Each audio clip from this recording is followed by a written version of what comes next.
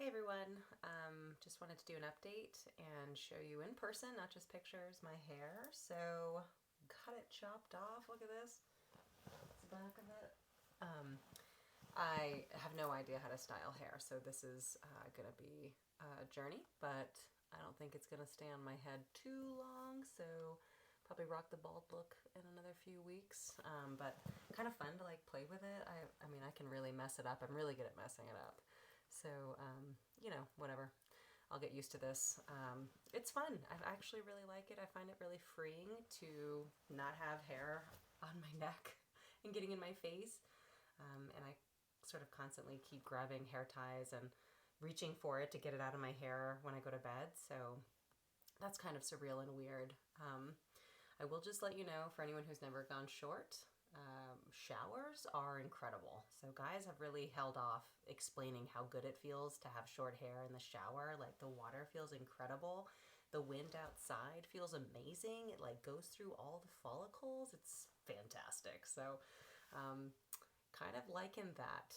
But I'm planning to grow it out after, but try some maybe different things. So kind of a fun, unexpected portion of this journey that I wasn't thinking was going to be fun. And I'm glad I have like a long shape face, my friends have been saying. So it seems to be okay with the short hair. So cool stuff. I'm happy that this hasn't been a total disaster yet.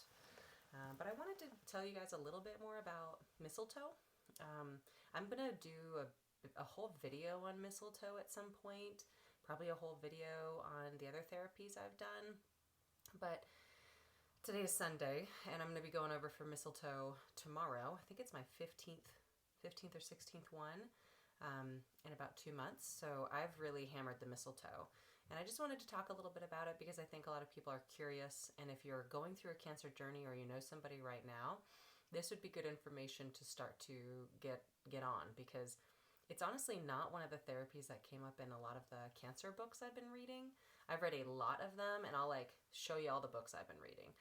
But one of them, Ty Bollinger, Stepping Out of the Box, is a really great cancer book. It's like kind of the Bible on cancer. As far as alternative therapies go, he's definitely not into conventional therapy. He's not a doctor, but he has gone through it with, 7+ different family members, and he's been really motivated to try to get people other sources of information to just kind of, show that there's a lot of pieces that can go into this and not to just get so stuck on, what we think we need to do for cancer.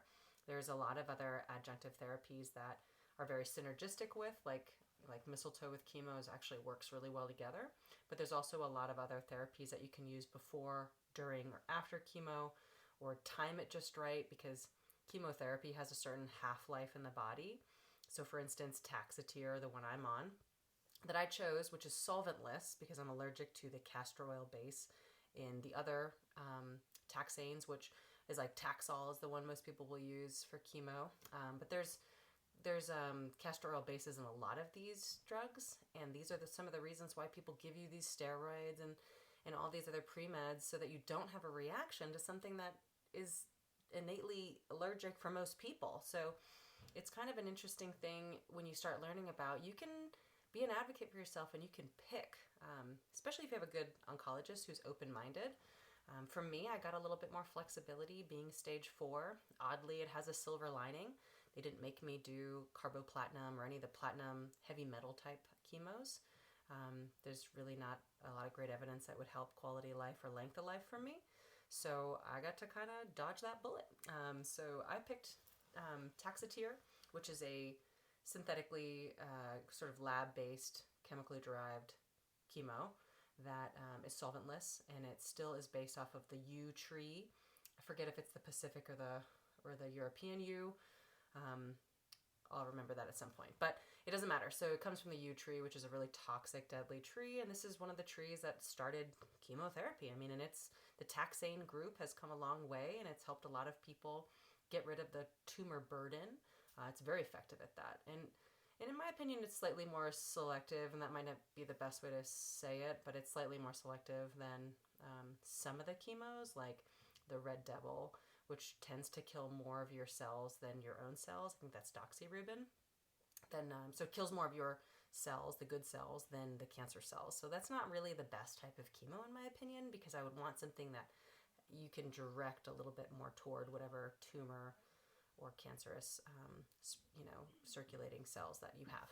So I got lucky with the Taxotere and my oncologist letting me pick that. But I have been doing a very unique pre-chemo regimen of adding mistletoe. So most people, I don't know anyone yet that I've met, and I've asked the clinic, has there been anyone who's done 2 months of mistletoe before traditional medicine?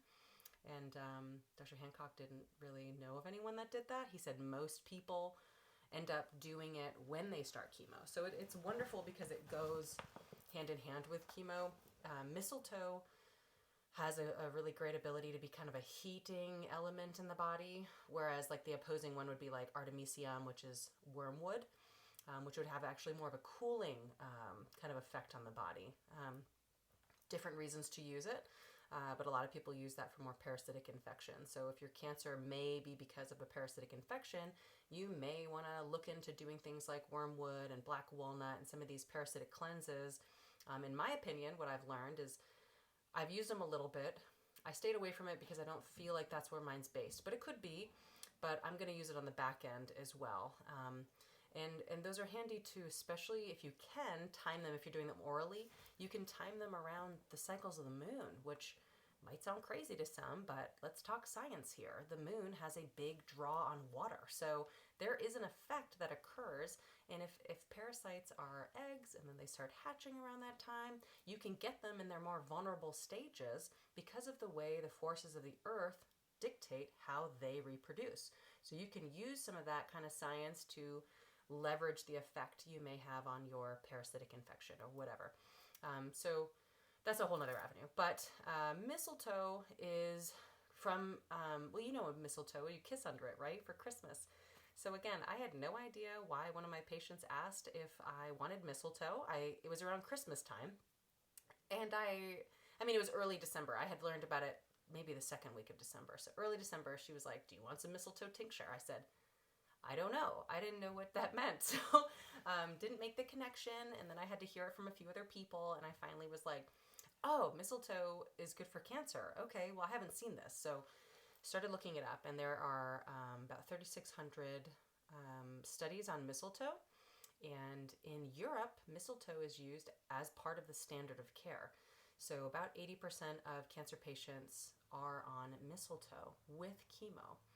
And this is just kind of common for them. And they also often do low-dose chemo in other countries because, it just makes sense. Why hit you with the max load, which is like the maximum amount you can tolerate that could possibly kill, hopefully, more cancer than you? Like, it just doesn't seem like the smartest way to go about it. But there are reasons people do that. So, again, I don't know everything about this stuff. But to me, it felt smarter to kind of like, let's do a little at a time, so maybe it doesn't murder everything in my body. So low dose is working for me. And I'm going to be taking that 4th week off, so we even have a little bit more grace period to give my bone marrow a chance to catch up. But my plan is that I think I'm going to show them the power of mistletoe, because mistletoe sort of looks like cancer in the body. Okay, so if the body thinks that it has cancer because now you've put in mistletoe and it's this foreign invader, essentially, the body perks up and is like, hey, we got something to fight here. And so it upregulates or creates a little bit more stimulus for natural killer cells to get active and start to seek out cancer cells. So that is probably the coolest effect of mistletoe, is that it literally helps to decloak cancer cells, almost like make it less invisible, because cancer can hide. And even though you have a really healthy immune system, like I rarely ever got sick. I'm rarely ever sick. I don't miss work and I usually feel great. So when I got diagnosed, it's kind of like, wow, like I'm not even a sickly person, but maybe that's because my immune system is so focused on all these other things and it didn't even see the cancer. It's essentially, it didn't know it was growing there. It was staying away from the the immune system. So it can kind of be hidden like that.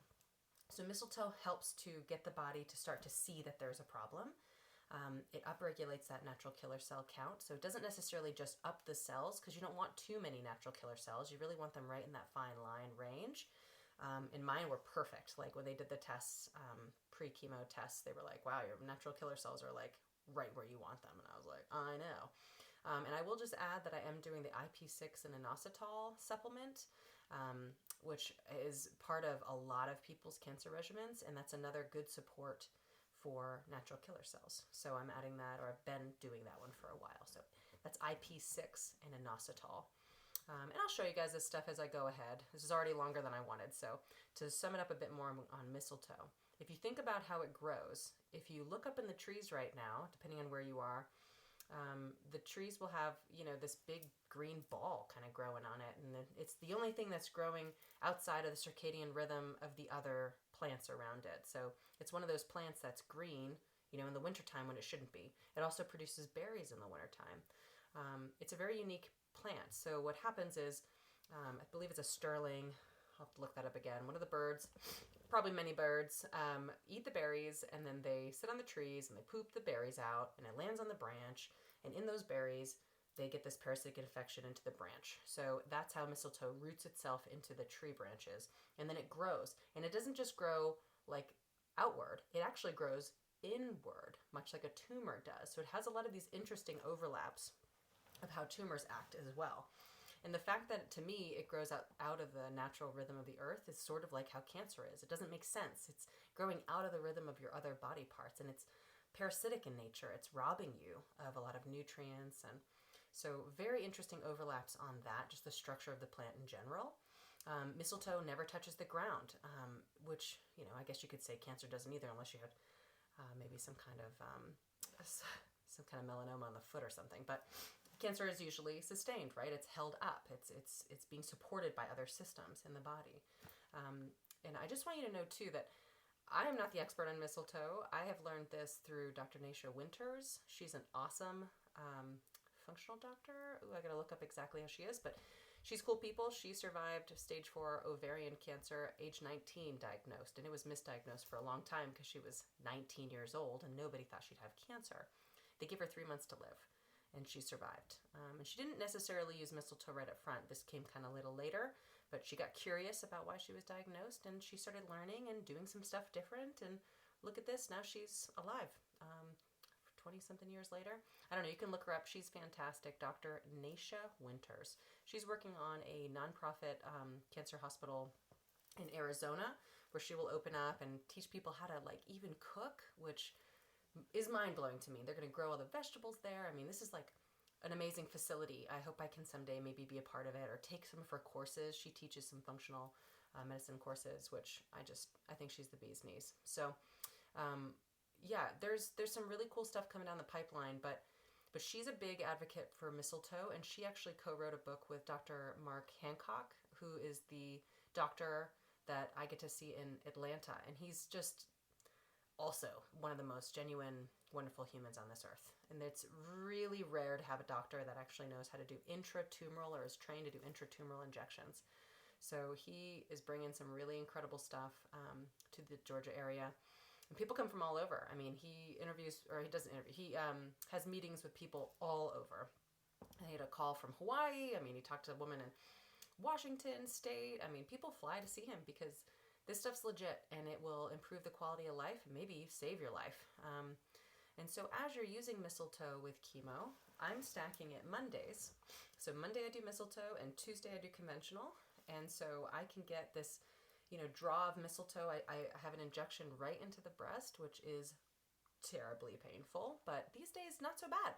My tumor has softened so much that it can accommodate the fluid they're putting into it.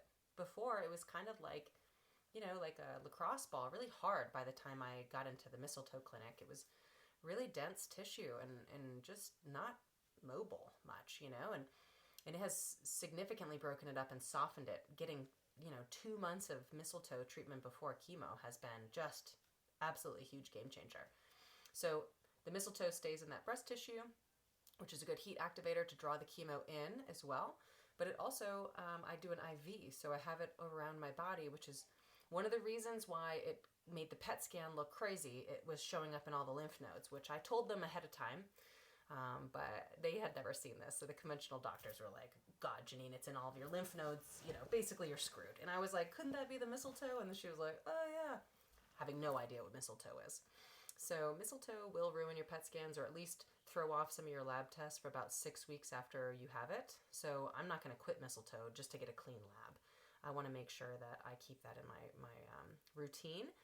But the good thing for me, to be able to differentiate the lesion in the liver, was that mistletoe does not metabolize through the liver. And so it's not going to falsely show up there, and there's different, opaqueness or brightness, light up frequencies. I'm ruining the words here, but essentially there are different spectrums on the PET scan that you can kind of say, like, that's a really obvious positive, or that's kind of like a questionable, and then we have to do a biopsy. A biopsy is probably the only real way to know, but mine was pretty bright, so it was like obvious that it's pretty much in that left portion of the liver that extends over under on the heart. It's kind of interesting. The IV mistletoe has a chance to get there because there's cancer there, so mistletoe will draw to it and get the immune system to kick on toward it. And then I was also doing the fever induction, which is to inject mistletoe underneath your belly, like fat, basically your sub-Q. And that helps to induce fever, which helps to get your immune system kicked on. It's not pleasant. I mean, I felt really uncomfortable for a few days and feverish. I mean, I normally sweat like at night. You don't even think you do, but you're just drenched. You wake up drenched. So that has been a thing I've been dealing with for the last few months. But sorry, my nose is running. A lot of the treatments I'm on will also make some of that fluid a little thinner, so I'm dealing with that. But yeah, so the mistletoe is pretty cool. Right now, he's not doing fever induction for me. We're just doing the IV mistletoe. I'm at the maximum amount I can do, and your tolerance does go up. So I'm at like 200 cc's of that, and then I do about 100 cc's of mistletoe into the tumor itself. And I'm on Fraxini, which is essentially the European ash tree, which has a very high lectin content. Which is just so cool. So they pick your mistletoe for your constitution. And at some point, maybe I'll get to try some of the other ones as the process goes along. But right now, it's important that I have a strong mistletoe component because I have a strong type of cancer. So and I'm young and strong. So I want to hit it kind of hard. So we'll probably start back with the fever induction after I'm through all of the conventional treatments. And I'll be on mistletoe for the rest of my life, which again is going to be long. I definitely know that. So I'm going to probably be doing mistletoe once or twice a year, sub-Q, injecting it into myself. And I may go down for some IVs here and there. Hopefully I'll get one of the doctors here certified with mistletoe as well, so it'll come to Asheville. But I hope to see these clinics popping up more places. If I hadn't already mentioned it, it has passed through phase 1 trials at Johns Hopkins, and of course they applied it to stage 4 pancreatic patients. So for the fact that it actually really helped them and they're into stage 2 is a good sign. But again, like I said in earlier videos, like America's really behind. This has been something that's in the European standard of care for cancer. So, I'm just hoping that this kind of helps people realize that there are a lot of other options out there. And things that you never would have thought, natural remedies that, while maybe not pleasant for everyone, are extremely effective. Certainly more pleasant than chemo, I will say that for sure. So yeah, I'm hoping everybody gives mistletoe a little bit of a look up and a little bit of research. And, if you have somebody that you're worried about who's been struggling with cancer a long time, which I met, an insane amount of people that have been going through this for like years, like 3, 5 plus years. I just told a woman at the Messina Cancer Center who was going through HER2 cancer, breast cancer for the last 5 years. It's insane to me. I told her about the Mistletoe Clinic, so she's going to check it out.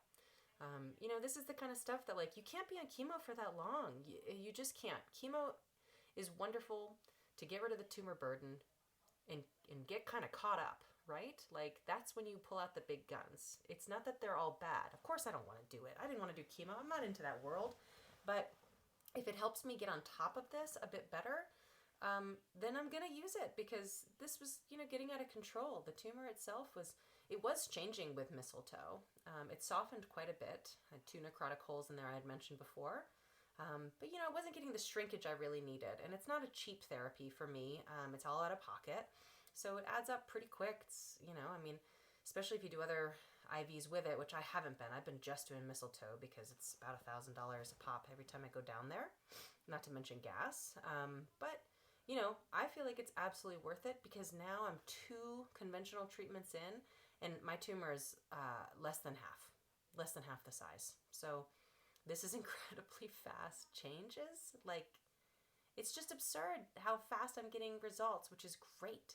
I'm not sure, how much conventional treatment I need, but we'll just keep monitoring and seeing, and hopefully I can do the most minimal conventional therapy and the maximum alternative therapy and still get on top of this. Because I don't want to do this for 5 years, and I don't want to come back to chemo after. When I do my treatment and when I get my surgery, I don't want to come back to conventional treatment. I want the other supportive therapies. I want to make sure my body and my body's terrain. Dr. Nasha Winters talks about that all the time.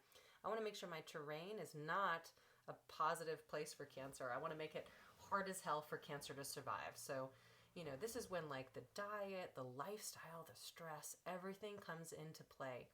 All hands on deck. This is not something that just happens because of one thing.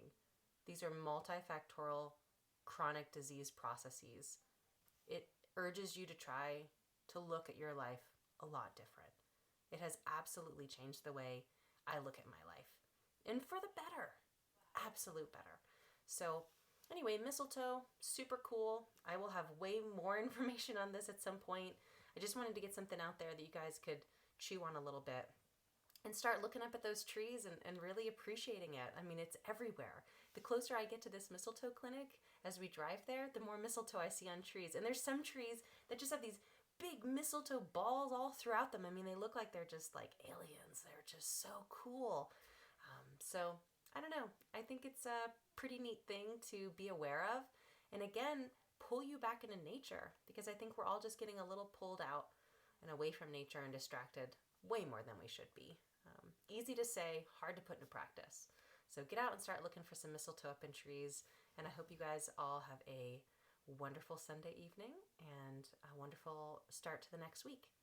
And I will do an update either after mistletoe or after my second conventional therapy this Tuesday.